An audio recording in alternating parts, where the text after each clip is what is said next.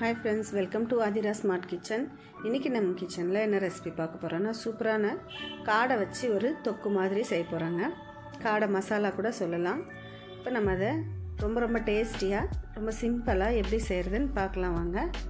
First நான் இங்கே ஒரு கடாயில் 3 டேபிள் ஸ்பூன் அளவுக்கு எண்ணெய் சேர்த்துக்கிறேன். எண்ணெய் கொஞ்சம் காஞ்சதும் நம்ம எடுத்து வச்சுருக்கிற ஒரு 2 துண்டு பட்டை, ஒரு 3லேருந்து ஒரு 4 கிராம்பு சேர்த்துக்கோங்க. சேர்த்துட்டு நல்லா பொரிஞ்சதும் கட் பண்ணி வச்சுருக்கிற சின்ன வெங்காயம் சேர்த்துக்கலாம். நான் 1 கப் அளவுக்கு சின்ன வெங்காயம் எடுத்திருக்கேன். சின்ன வெங்காயம் இல்லாத பட்சத்தில் நீங்கள் பெரிய வெங்காயம் கூட சேர்த்துக்கலாங்க. இதில் கொஞ்சம் கருவேப்பிலை சேர்த்துட்டு ஒரு தடவை நல்லா கலந்து விட்டுக்கோங்க. இது லேசான கண்ணாடி பதம் வந்ததும் நம்ம தட்டி வச்சுருக்கிற இல்லை பூண்டு சேர்த்துக்கலாம். ஒரு 5 பல் பூண்டு தட்டி இதில் சேர்த்துக்கலாங்க. நல்ல கலர் மாறி இந்த மாதிரி வந்ததும் நம்ம அரைச்சி வச்சுருக்கிற வெங்காயத்தை சேர்த்துக்கலாம். நான் பெரிய வெங்காயம் 2 வெங்காயத்தை அரைச்சி எடுத்து வச்சுருக்கேன். அதையும் இதோட சேர்த்துட்டு நீங்கள் அடுப்பை ஸ்லோ பண்ணிக்கோங்க. அடி பிடிக்காமல் நம்ம இதை நல்லா கலந்து விட்டுக்கோங்க. இப்போ நம்ம இதில் இஞ்சி பூண்டு பேஸ்ட்டு 1 டீஸ்பூன் சேர்த்துக்கலாம். சேர்த்துட்டு இதையும் நல்லா கலந்து விட்டுக்கோங்க. எல்லாம் பச்சை வாசனை போயிட்டு நமக்கு எண்ணெய் பிரிஞ்சு வரணும். அந்தளவுக்கு இதை நல்லா வதக்கிக்கோங்க. இப்போ நம்ம இதில் சுத்தம் பண்ணி வச்சுருக்கிற காடையை சேர்த்துக்கலாங்க. நான் 5 காடையை இந்த மாதிரி 2 கட் பண்ணி எடுத்து வச்சுருக்கேன். நல்லா ஒரு 3 தடவை கழுவிட்டு அதுக்கப்புறம் சேர்த்துக்கோங்க. இது நல்லா ஒரு தடவை கலந்து விட்டுக்கோங்க. அடுப்பை நீங்கள் ஸ்லோ ஃப்ளேமில் வச்சுட்டே செய்யுங்க, இல்லைன்னா நமக்கு அடி பிடிக்கும். அதனால தான் நல்லா ஒரு தடவை கலந்து விட்டுட்டு இப்போ நம்ம இதில் 1/4 டீஸ்பூன் அளவுக்கு மஞ்சள் தூள் சேர்த்துக்கலாம். மஞ்சள் தூள் சேர்த்துட்டு நல்லா கலந்துக்கோங்க. ஃபஸ்ட்டே நம்ம மஞ்சள் தூள் சேர்க்கறதுனால அந்த கவிச்சி வாடை இல்லாமல் நல்லா இருக்குங்க. அதுக்காக தான் நான்வெஜ் செய்யும்போது நம்ம ஃபஸ்ட்டு மஞ்சள் தூள் சேர்த்துட்டு நல்லா மிக்ஸ் பண்ணிவிட்டு அதுக்கப்புறமா மசாலாலாம் சேர்த்துக்கலாம். இப்போ நம்ம இதில் கட் பண்ணி வச்சுருக்கிற தக்காளி சேர்த்துக்கலாம். நான் ஒரே ஒரு தக்காளி, நல்லா பெரிய சைஸ் தக்காளியாக எடுத்து அதையும் சின்னதாக கட் பண்ணி இதில் சேர்த்துருக்கேன். இதை நல்லா கலந்து விட்டுக்கோங்க. இப்போ நம்ம இதில் 1 டீஸ்பூன் அளவுக்கு வெறும் மிளகாய்த்தூள் சேர்த்துக்கிறேன். 1 டீஸ்பூன் அளவுக்கு தனியாத்தூள் சேர்த்துக்கலாம்.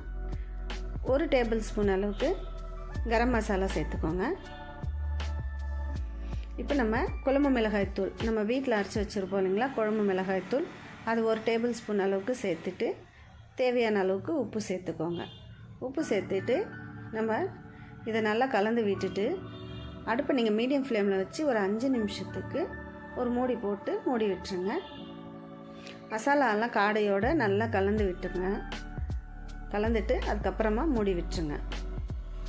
மீடியம் ஃப்ளேமில் ஒரு 5 நிமிஷம் விட்டோன்னா மசாலாலாம் நல்லா ஊறி நமக்கு அதில் இருக்கிற தண்ணி கொஞ்சம் பிரிஞ்சு வரும். அதுக்காக தான் நம்ம 5 நிமிஷம் மீடியம் ஃப்ளேமில் விட்டு மூடி வைக்கிறோம். இப்போ நம்ம 5 நிமிஷம் கழித்து ஓப்பன் பண்ணி பார்க்கலாம். இப்போ பாருங்கள், மசாலாலாம் நல்லா காடையோடு ஊறி நமக்கு கொஞ்சம் தண்ணி பிரிஞ்சு வந்திருக்கு.